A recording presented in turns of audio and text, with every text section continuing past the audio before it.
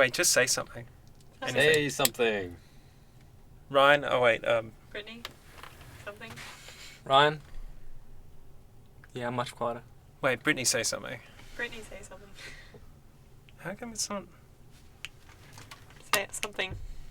Oh, okay. I'll sit here. Oh, well, fuck it. We'll just record it. Okay, this is Vox Populi. I'm your host, Rodney Craig Brewer, and I'm joined by, in alphabetical order, Brittany, Dirk, and Ryan. Today we're going to talk about obesity. So, obesity. Brittany, how about you get us started? You like obesity? I love it. How about the fact that... Is it 1 in 5? No, wait, it's more than that. No. It's like 3 in 5 Australians who are overweight these days, is it not? We're number 5th now.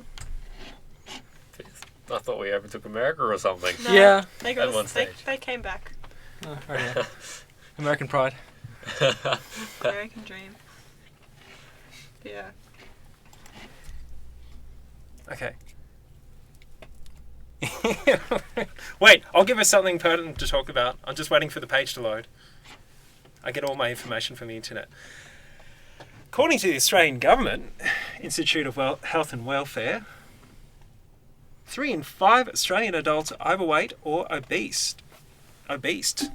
Forget about that D. They're just obese. Based on body mass index. That's over 12 million people. Apparently 5% more adults are overweight or obese than in 1995. So by 5%. Wow. 1 in 4 Australian children are overweight or obese. Over 30% of people living in outer regional and remote areas are obese, more obese than people living in major cities. And apparently we're third place overall. Overweight and obesity is only beaten by smoking and high blood pressure as a contributor to the burden of disease. Ladies and gentlemen, is this something here we should be concerned about? I feel we should be concerned about people getting fatter. Possibly. I think we shouldn't be concerned about It's a massive burden on the Australian taxpayer. On the amount of money spent on treatments for the overweight. So it is a bit of a problem. Dirk, do you have anything There's to a add? statistic for the amount of money that obesity Not costs particularly. Australia. I'm sure if you can find it, but it's not insignificant. I have statistics. It's loading. Wait. I don't know, you said BMI before, and that's not accurate. Because BMI will have athletes as obese because of muscle. Yes, I think I am overweight. Really? According to Yes, you're BMI. athletic. I'm actually overweight anyway, so it's alright. According to BMI.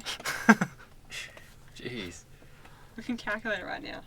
Pull up the engine. Yeah, we just use the internet for everything Well, here. let's determine which of us are fat. Wait, I have more facts. According to Monash University, obesity costs Australia more than $56 billion per year. That's a lot of money. That's probably more than Labour spent. Projected, Price of food. projected healthcare costs has revealed that by the year 2018, obesity-related medical expenses will top $344 billion in the US, the United States, double the current expenditure level. And also diabetes to exact huge costs on poor countries. And that's Monash University. Well, I don't see that many fat people. I mean, I guess I do. I mean, I take the bus like some people. Some people without a car take the bus. I am without a car. I take a bus. Economically privileged persons. But I don't see that many obese people getting around. So where are they... I mean, obviously, these figures are researched in the Australian government, Monash University. They're getting these figures. So... You do see them around, though. Yeah, it does. I've Well, seen a few. no Yeah. pun intended. I will be honest here. I have seen quite a few bus drivers, and that's a little bit scary when you see such a stereotype like that. You mean bus drivers overweight? Yeah. My bus I've driver seen wasn't bus drivers overweight too, Dirk. today. I see them mean, often. Am I the only one that notices that? Like, I don't know. I don't see that many overweight bus drivers. My bus driver this morning, No. he couldn't even see. He could barely see over the wheel. He had to get like a higher seat or something. One of those child ones. Like The a booster booster seats. God. Well, it's obviously an issue, and it's an important issue we should discuss. Obese bus drivers. Well, yes, definitely, yes. Well, no, there's been a discussion for a little while on increasing the GST tax on fast foods. The industry has recently just brought in the self-regulation that they all have to provide the kilojoule value in all of their menus now. I see that's. I think that was their response to talk about GST being increased on fast foods. But I mean, really, Yeah. there's no education as to. There needs to be more education as to what kind of kilojoule value you should be looking for in a meal. I think people really know what they should be expecting. Yeah. I don't If know you how to go use for a those things. 3,000 kilojoule meal, there could be a problem there. You're supposed to have about 1,000 kilojoules per meal. Oh wow, that's not So, much. yeah, well, the individual burger is about 1,700 kilojoules. So when you put that in a meal, it's about 3,000, 4,000 kilojoules. It's ridiculous. Considering that your maximum is supposed to be about 9,000. 3,000 is a good portion of that.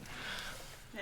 A lot of people don't even know what kilojoules are. Like, I don't No. know how to read those things. Yeah. I just consume. Particularly irritates me when companies forget that we're in Australia and they put stuff in calories. Well, Oh. I find that to be incredibly irritating. speaking of companies, an article on Reuters today entitled "Want Fruit with Your Burger? McDonald's expands anti-obesity push." Now, announcement by the world's largest fast food chain comes as more companies respond to government and consumer pressure to address the global obesity epidemic. McDonald's, which often bears the brunt of criticism over the restaurant industry's penchant for tempting dinners with indulgent and often high-calorie food, said it would offer the option in all of its 20 major global markets by 2020. So yes, I mean, at the moment they are providing, I guess, fruit in some dinners, but Oh, and I'm it's sure the healthy options would be the same price as the unhealthy it's a options. kids meal, I think. That Seeing gets as they're the more fruit at expensive the moment. to produce. Who says they want to go to Macca's for a Something- salad though? Something tells me that McDonald's is not going to absorb the cost of that. Who gets apple slices instead of fries? Yeah, That I mean, come in a plastic bag. people buy apple pie I don't know possibly. how But that, I can't remember which that's company kind was of that cheating. KFC That had has apple in it, doesn't instead it? of the fries you could get like carrot sticks in the shape of fries. Yeah. What? I think it was KFC. But isn't it? hang on, aren't fries potato? So if you just Yeah, replace yes, the yes, they potato are, but- part with carrot, But the is carrot, it really the that carrot bad? fries. Maybe you think it'll sweet yeah. potato. Yeah, they're Yeah. still going to be covered in icing sugar. What fries do you have? that Isn't come that how with they icing cook them? sugar? Don't they cook them with like an icing sugar base or something? I think that's I'm not deep sure. fried I think they or- may. Yeah. I don't know. Well, I'll just touch on 2 points, just the last few minutes. How many of you with me today think it's perhaps an infringement on people's civil liberties? I mean, just to choose whatever you want to eat. And the second point is, do you think here in Australia lobby groups, much like once in America, are having less an impact? Because in America they've got, massive lobby groups, massive funding, massive instance of people trying to campaign for change in McDonald's. Do you think they have that as much here in Australia? No, I don't think we don't really have very powerful lobby groups relating to the fast food industry in Australia. Definitely not as much as in America. It's been an issue for a little while actually. This latest self-regulation's just the tip of it. But I mean, it's a pity that the latest government is not considering any changes to the GST, because I mean, really, it's an excellent place to get more revenue. I mean, you can tax cigarettes. Why not tax fast food? Well, that's right. Dirk, what's your opinion?